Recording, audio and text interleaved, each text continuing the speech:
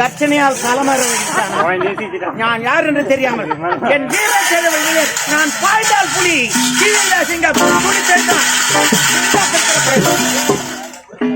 யார் வெட்டில் பூச்சி மாதிரி இருக்கான். அட வாழ் பிடிக்க தெரியாத கபோதி யாராடா நீ? மண்ட உள்ள மாதிரி இருக்கிறான். நாட்டு மன்னன் இருக்கிறானா? மதுராபுரி கோட்டையில் மதத்தரக்கர் அமர்ந்து கொண்டிருக்கிறான். அவனுக்கு ஏமா வந்துக்கணும் சொல்லு.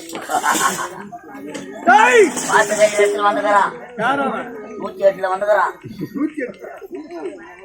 108 யமதர்மன் வந்திருக்கிறா. ஆமாங்க.